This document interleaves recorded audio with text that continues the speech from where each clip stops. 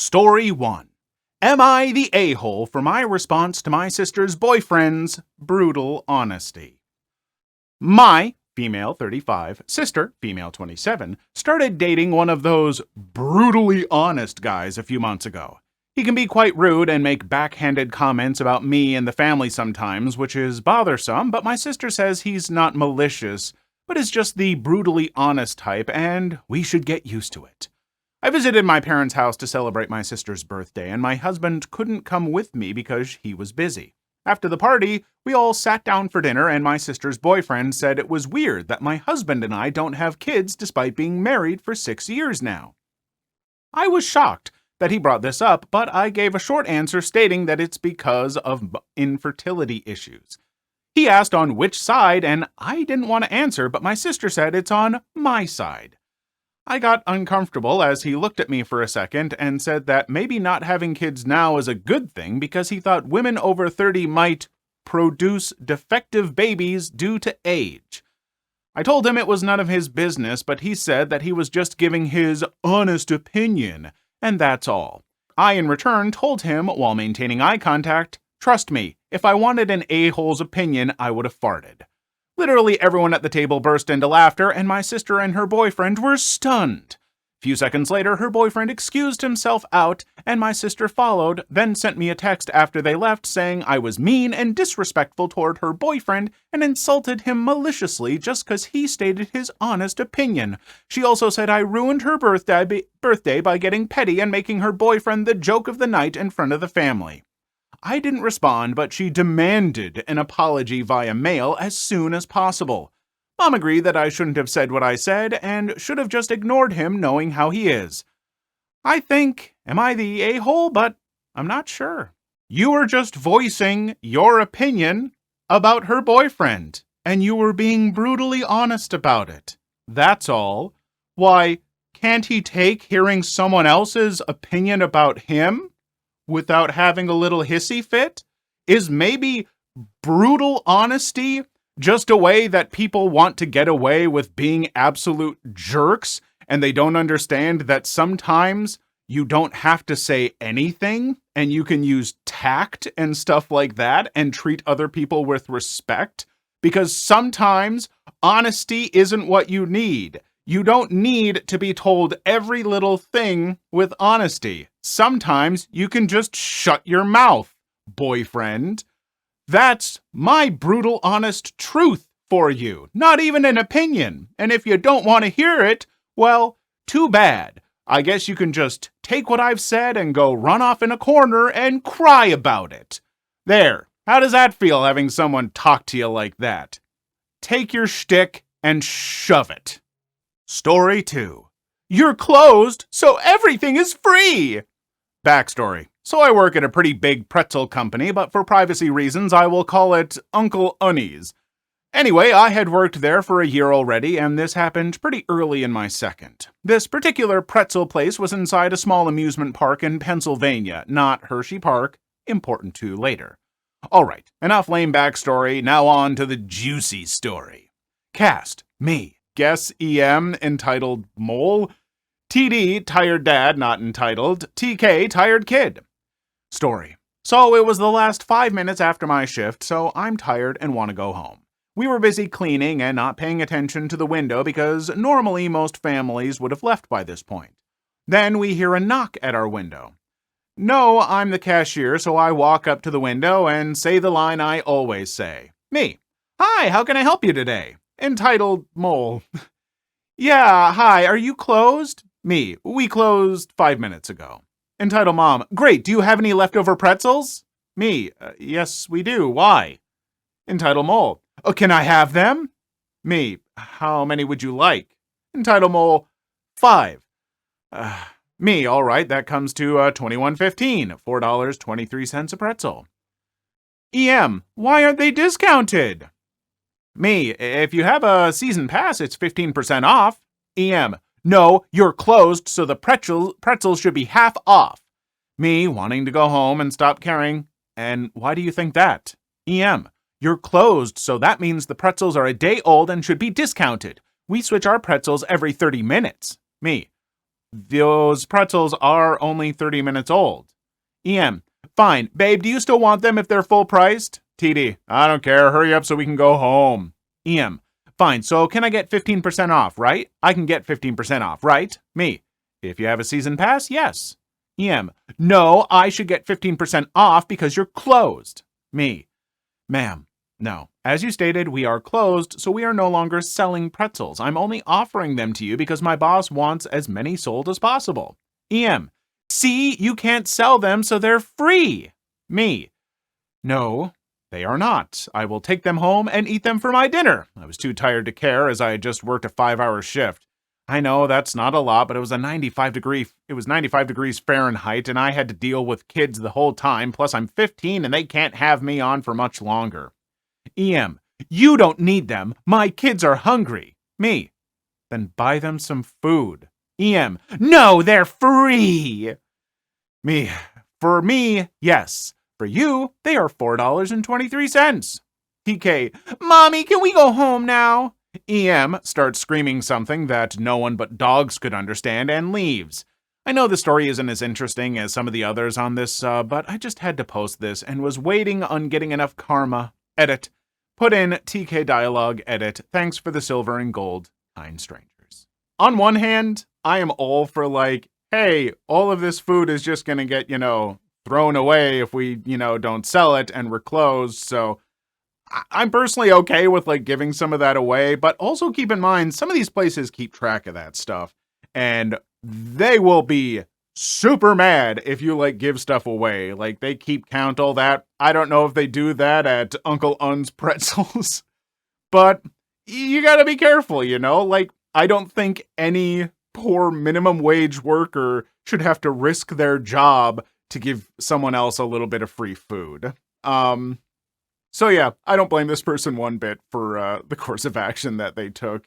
And just, like, yeah, if you can get some free stuff, cool, great. That is a wonderful little prize, but don't demand it. That's not a good look. Story 3. My homeless dad used me in his money scheme, so I took it all. Okay, so the homeless guy is technically my dad. My dad was only in my life actively from ages 0 to 7, and in that time gave me a crap ton of trauma. He was a hardcore alcoholic manipulator and a lot of other things I can't say. My mom, being the bad A, she left him, and for a short time we did weekends at his place. It was a never-ending cycle of him drinking, being a piece of crap, and then buying us over with animals and gifts. After getting several DUIs, unpaid child support, and a few child endangerment cases, he got up and left to avoid going to jail. Like, disappeared, left the animals locked in the house that he abandoned, and shut off his phone. Every few months or so, he would randomly show up at my school drunk and crying with gifts in hand and leave notes on our door. My school literally had to implement a safety plan because my mom was scared he would take me. That stopped, and I didn't hear from him for about 13 years. When I was 20, he messaged me on Facebook saying he would love to get to know me and asking if there's anything I need financially. My initial response, sick to my stomach and crying, quickly turned to anger. I was broke and really could use the money, and he owed me, right? I told him I would meet him and needed money for rent. When I saw him, my stomach turned. He looked like the crazy guy you see on the side of the road begging for money. He really didn't make much sense, just talked a lot of crap about my mom, saying she was a liar and turned us against him and mumbling nonsense. Apparently his brother, my uncle, that I have never had a relationship with, would no longer give him money, but would wire transfer him money for me. He told his brother I needed $1,500 and told me he would take $500 and give me $1,000. His crappy burner phone ran out of minutes, so one of the calls to his brother was made from my phone. Of course, he didn't have an ID or anything, so I would need to pick it up with him. When someone wires you money, they get a code, then give you the code, and voila, you get the money. My dad wouldn't give me the code until we were physically at the place to pick it up, which we planned to do the following morning. The next morning, I decided to text my uncle since I now had his number and ask him directly for the code. I got the code, picked up the money, and blocked my post. He made sure to leave me some deranged voicemails about how big of a piece of crap I am. He pretty much used me to get money from his brother. If he really wanted to be in my life, he would have taken the proper steps to do so and change, but he never did. Not denying what I did wasn't crappy, but also F my dad. Edit. My uncle does well financially and obviously was fine with sending me money, which at the time I definitely needed. I saw a few comments saying I helped scam my uncle, which I just don't get. He thought he was sending money to go to me and help me out. The money went to me and helped me out. And of course, I thanked him. Edit. Side note, since people are asking, the animals were rescued as soon as we realized he was gone. Poor baby suffered a lot of harm from him and were also alone for days but were alive. Last edit, hopefully. It's a wire transfer, not like Venmo or Zelle. It's Western Union. Unless they've changed how you do it, now this is how it's done. Yeah, I'm sorry. If your dad had genuinely wanted to reconnect with you, that was not the way to do it. And, I mean, clearly, that was not his plan. His plan was just to get some free money, get you some money. I mean, he clearly also cared about you, like stopping by the school drunk and all this stuff.